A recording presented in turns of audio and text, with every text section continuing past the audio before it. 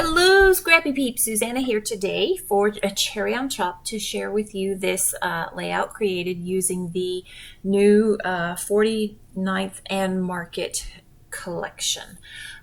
So most of what I have here is the sherbet strawberry lemonade. So these are going to be your pinks and oranges and yellows. This was a tough layout for me. I have these three pictures of my daughter putting on her birthday necklace. Oh, my Scrappy helper is here to help me.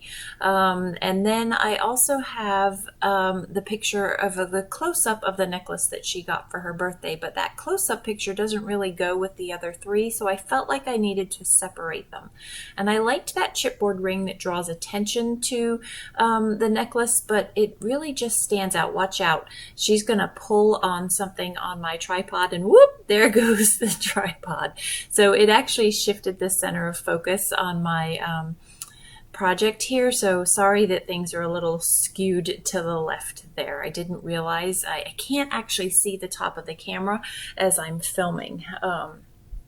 So yeah, I keep bits and pieces as I'm designing that I'm saving for another time on my tripod, which is what houses the selfie stick that houses my iPhone.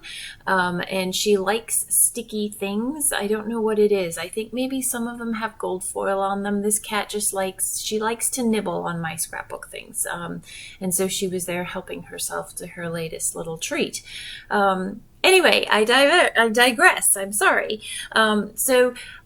I had a difficult time because I had two different types of pictures that I wanted to put on one layout.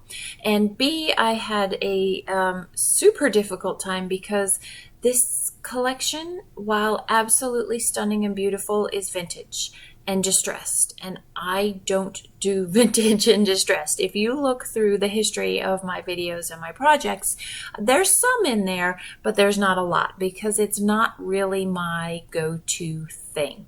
So I am working outside of my comfort zone here. There aren't really a lot of papers to layer either.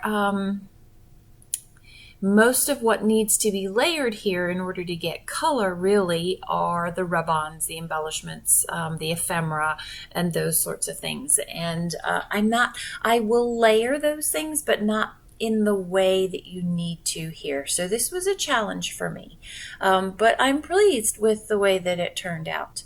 So this is in many ways a companion page to the Vicky Bouton that I shared using the cherry box.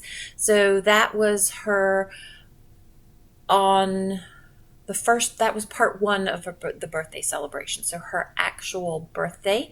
And this is part of I don't know, at this point, probably part 5 of her birthday celebration, where she actually opened her presents. And I think that her birthday was Wednesday and we opened the presents on Saturday, maybe.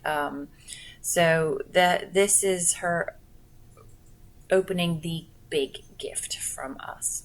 So I am trying to find, I love the florals that are in this collection, and that's what I was really drawn to, as well as the bright colors.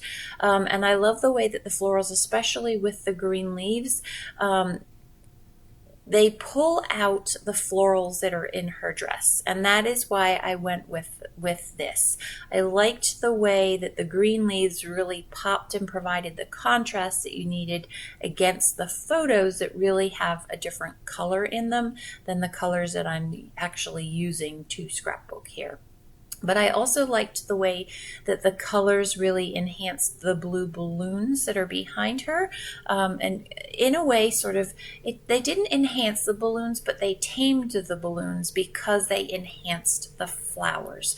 So it's interesting what you can do with design if you pay attention to how you use contrast and texture and color and placement. So you can make it work to your advantage.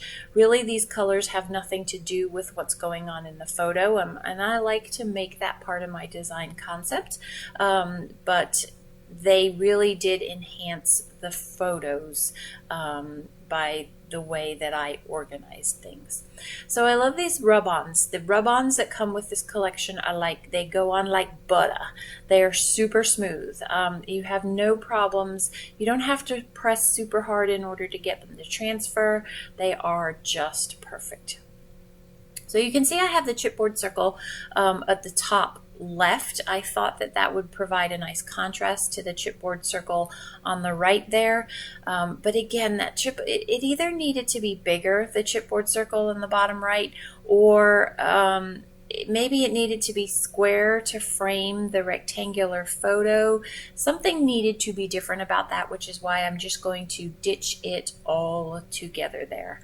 So while there are a million florals, I wanted to have the continuity of the flower at the bottom right with the top left. So I am going to go ahead and find a way to get that into the top right there. And again, that greenery just really pops the flowers in her dress. I know I've said that a number of times, but it's pretty remarkable what that does for the photos there. So you can see I've used a few rub-ons. I've used those laser cut embellishments. I have a piece of the ephemera that is separating the leftmost photo and the center photo there. And I'm going to cut out these butterflies, and I think at some point I pull out a second one. And I like them, but they felt like they were too dark. That there's not a lot of black or dark tones in the photo, and I felt like the butterfly just stood out like a sore thumb. And so you can see I shelved that, and no, it doesn't go on my tripod because I'll never get it off if I rub it onto the tripod.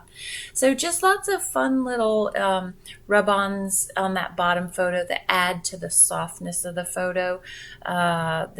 I am going to off camera use a word that says just perfect on there.